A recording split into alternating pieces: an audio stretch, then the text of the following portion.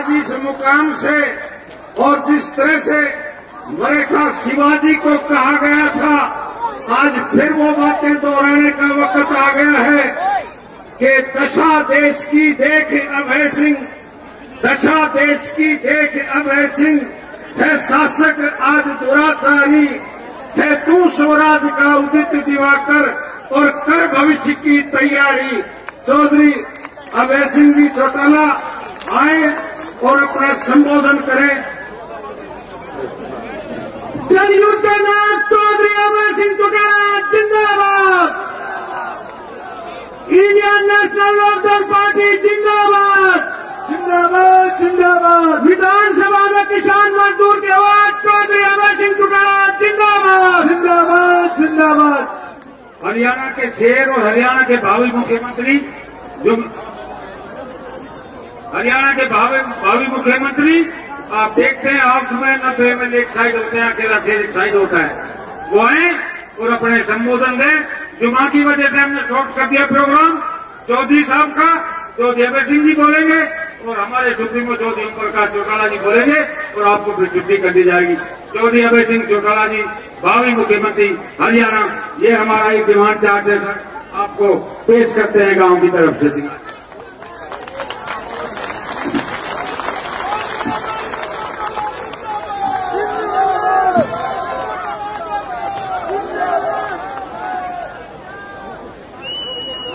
बहुत ही आदर और सम्मान के योग इंडियन नेशनल लोकदल पार्टी के राष्ट्रीय अध्यक्ष आदरणीय चौधरी ओम प्रकाश चौटाला जी, पार्टी के प्रदेश के अध्यक्ष चौधरी नफेद सिंह राठी जी, इंडियन नेशनल लोकदल पार्टी के जिला के अध्यक्ष आदरणीय सुभान खान जी, इब्राहिम पहलवान जी, हाजी सोहराब जी, हसन प्रधान जी, सलीम अहमद एडवोकेट जी, इकबाल जी, जिला के उपाध्यक्ष भानु जी, महिला की जिला की अध्यक्ष सरोज बाला जी, मंच पे मेरे साथ बैठे हुए पार्टी के राष्ट्रीय सदर के, प्रदेश, जिला और हल्का स्तर के सभी नेतागण, आज के इस प्रदेश में कैसे परिवर्तन आए, कैसे प्रदेश से आज की इस मौजूदा सरकार से छुटकारा मिले, इसके लिए इस परिवर्तन यात्रा की शुरुआत के लिए हजारों की संख्या में आए हुए आदरणीय बुजुर्गों, नौजवान साथियों, माताओं, बहनों, पत्रकार, छायाकार दोस्तों, साथियों, आज प्रदेश के अंदर, देश के अंदर पिछले 8 वर्ष से भारतीय जनता पार्टी सत्ता में है। प्रदेश में पिछले 3 वर्ष से भारतीय जनता पार्टी और उनकी एक सहयोगी पार्टी लगातार सत्ता में बैठ करके हरियाणा प्रदेश के लोगों के सामने रोज नई नई दिक्कत और कठिनाई खड़ी करने जा रही है। लगभग 8 वर्ष हो गए प्रदेश पे, देश पे पूरा संकट छाया हुआ है, जिसके कारण लगातार संविधान और प्रजातंत्र के ऊपर कुठाराघात किया जा रहा है। साथियों, किस तरह से लगातार 1 वर्ष तक किसान आंदोलन के दौरान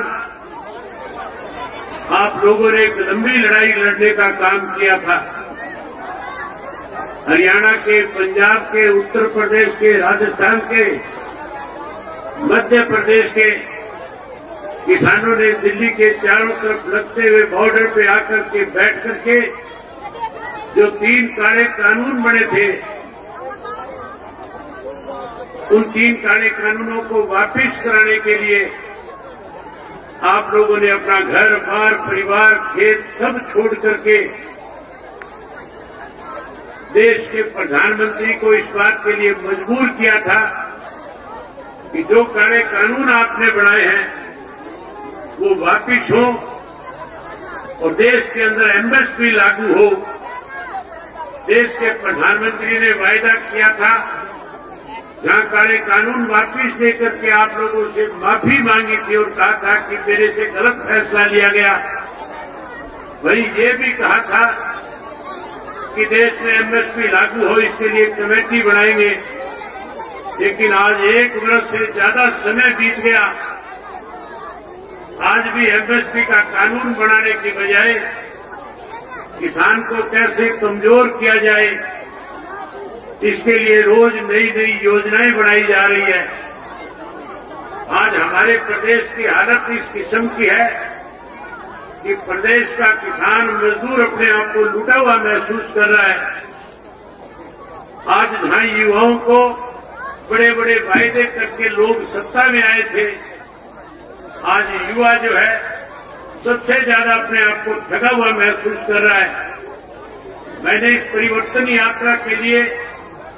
सिंगारगांव और मेवात जिला क्यों चुना था? जब हम बैठ करके आपस में इस पर चर्चा कर रहे थे कि आज प्रदेश के अंदर परिवर्तन की जरूरत है। आज जिस कांग्रेस पार्टी की जिम्मेवारी बनती थी इस मौजूदा सरकार के खिलाफ लड़ाई लड़ करके विधानसभा में और विधानसभा के बाहर सत्ता में बैठे लोगों को मजबूर करके आम आदमी के साथ न्याय हो, इसके लिए लड़ना चाहिए था। जो लोग आपकी लड़ाई लड़ने की बजाय अपने अस्तित्व की लड़ाई में लगे हुए हैं, आज हालात इस किस्म के हैं। आपने देखा होगा पीछे जब विधानसभा का 3 दिन पहले सेशन था और उस सेशन के दौरान जब मैं आप लोगों की आवाज को हरियाणा की विधानसभा में उठा रहा था, जब मैं शराब घोटाले को उजागर करने के लिए हरियाणा प्रदेश के अंदर भूमाफिया जो खड़ा हुआ था, हिसार में इंटरनेशनल एयरपोर्ट के नाम पे छोटे छोटे किसानों की जमीन को ये कह करके भूमाफिया के लोगों ने, सत्ता में बैठे लोगों ने उनको बेचने पे, जमीन बेचने पे मजबूर कर दिया था। ये कहा गया था कि अगर आप अपनी जमीन नहीं दोगे तो सरकार सस्ते दाम पे इसको एक्वायर करके आपको कम पैसे देगी। इसलिए अगर आपको ज्यादा पैसा चाहिए तो प्राइवेट लोगों को जमीन बेच दो। प्राइवेट लोग कोई और नहीं थे, सत्ता में बैठे हुए लोगों के छोड़े हुए एजेंट उनके लिए जमीन खरीदने का काम कर रहे थे। उसके लिए वहां के जो 12-14 गांव के ग्रामीण थे, जिन ग्रामीणों का रास्ता बंद कर दिया गया था, जिनकी बेशम कीमती जमीन जो 10-10 करोड़ रुपए एकड़ की थी,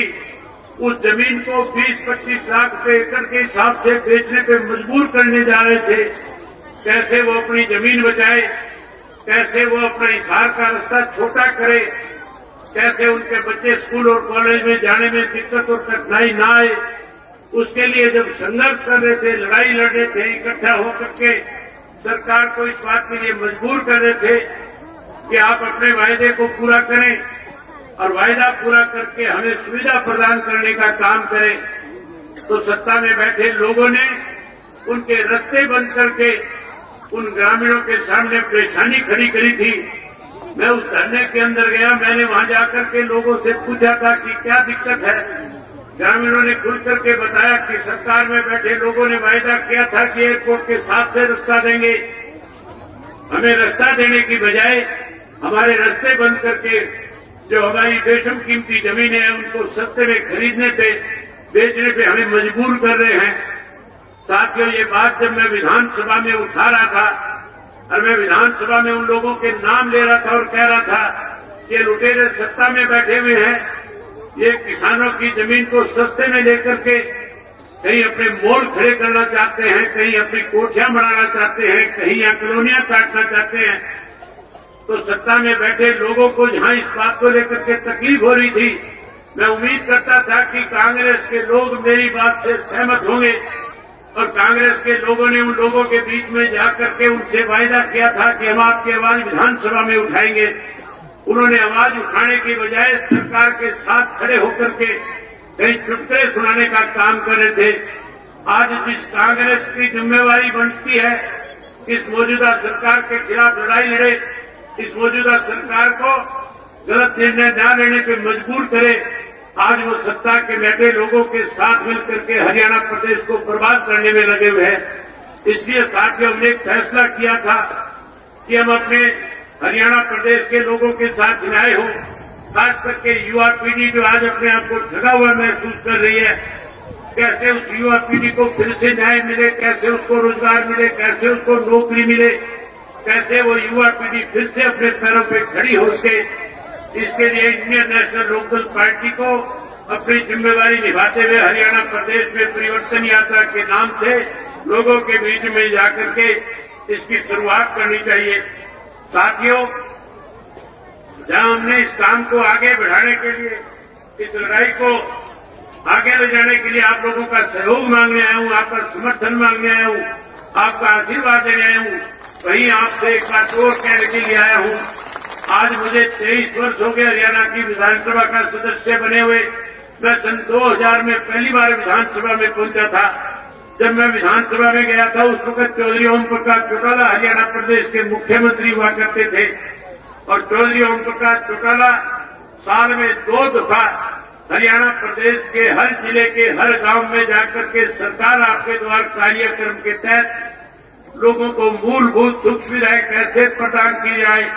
वहां लोगों के बीच में बैठ करके लोगों से पूछ करके वही मौके के ऊपर लोगों की जहां समस्याओं का निदान करते थे, वही ग्रामीणांचल में बसने वाले लोगों का विकास हो सके, गांव के लोगों को ज्यादा से ज्यादा सुख सुविधा मिले। इसके लिए सरकार आपके द्वार कार्यक्रम के तहत जो डिमांड गांव के लोग किया करते थे, उस डिमांड को मौके के ऊपर उसी वक्त पूरा कर दिया जाता था। मुझे अच्छी तरह से याद है, दूर से उस वक्त में कांग्रेस का विधायक जाकिर हुसैन हुआ करता था और चौटाला साहब जब चंडीगढ़ से चलते थे उससे पहले जाकिर को फोन करके कहते थे कि जाकिर, मैं नूह में आ रहा हूं, तेरे इलाके के लोगों की कोई भी समस्या है, तेरे पंचायत में किसी भी तरह की कोई मूलभूत सुविधा की कमी है, आज तुम आ जाना और वहां सारी पंचायतों को बुला लेना। जो जो दिक्कतें और कठिनाई होगी मौके पे उनको पूरा करने का काम करूंगा। उस वक्त जहां मेवात को पिछड़ा हुआ इलाका कहा जाता था, चौधरी ओम प्रकाश चौटाला जी ने मुख्यमंत्री रहते हुए अनेक दफा आपके यहाँ सरकार आपके द्वार कार्यक्रम के तहत एक गांव में आकर के जहां पीने के पानी की सुविधाएं प्रदान करी थी, जहां नहरी पानी लाकर के दिया था, जहां आपके गांव के विकास के लिए करोड़ों करोड़ों रुपए दिए थे, जहां मेवात को जहां पिछड़ा कहा जाता जिसमें मेवात को अग्रणीय बनाने का काम किया था। आज फिर मैं लगातार कांग्रेस और बीजेपी के शासनकाल के अंदर जो मेवात से चुने हुए व्यक्ति जो जाते हैं वो हमेशा एक ही बात कहते हैं कि हमारे मेवात के साथ भेदभाव किया जा रहा है, मेवात को पिछड़ा और ज्यादा पिछड़ा बढ़ाया जा रहा है। मैं आप लोगों से एक वायदा करने के लिए आया हूं साथियों, अगर आप इस परिवर्तन में अपनी बड़ी भूमिका निभाने का काम करोगे, अगर आप परिवर्तन में आने में पहल करने का काम करोगे, जैसे पहले आपके इस मेवात से 3 के 3 विधानसभा क्षेत्रों से इंडियन नेशनल लोकदल पार्टी के विधायकों को आप चुनकर के भेजा करते थे, अगली बार विधानसभा के चुनाव में फिर से 3 के 3 विधायक अगर चुनकर के देने का काम करोगे तो मेवात को जहां लोग पिछड़ा मानते हैं, मैं आपसे वायदा करके जाता हूं, इंडियन नेशनल लोकदल पार्टी के सत्ता में आने के बाद जहां आपका पिछड़ापन दूर करेंगे, वहीं मेवात को गुड़गांव की तर्ज के ऊपर मेवात को भी एक अग्रणीय डिस्ट्रिक्ट बनाने का काम करेंगे, जहां लोग दूर दूर से चल करके आकर के देख करके जाएंगे। ये वही मेवात है जिसे पिछड़ा कहा जाता था, जहां मेवात के अंदर अच्छे से अच्छी सुख सुविधाएं आपको प्रदान करेंगे। वहीं पढ़े लिखे नौजवान बच्चों को रोजगार देने का काम करेंगे, स्कूल और कॉलेज बनाने का काम करेंगे, यूनिवर्सिटीज और मेडिकल कॉलेज बनाने का काम करेंगे। आज तो केवल घोषणाएं की जाती है, लेकिन साथियों केवल घोषणाओं से नहीं बल्कि हम लोग जो वायदा आपसे करके जाएंगे उस वायदे को पूरा करने का काम करेंगे। मैं साथियों लंबा चौड़ा आपके बीच में भाषण न देने की बजाय, क्योंकि जुम्मे की नमाज का समय होने वाला है और चौधरी ओम प्रकाश चौटाला जी जो सदा आपके बीच में रहे हैं, जिनका आपका बहुत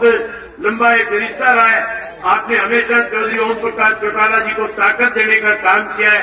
जो चौधरी ओम प्रकाश चौटाला जी ने आपसे कहा, आपने हमेशा उस पर फूल चढ़ाने का काम किया है। मैं आदरणीय चौधरी ओम प्रकाश चौटाला जी से निवेदन करना चाहूंगा कि वो स्वयं आए और आकर के मेवात की जनता के साथ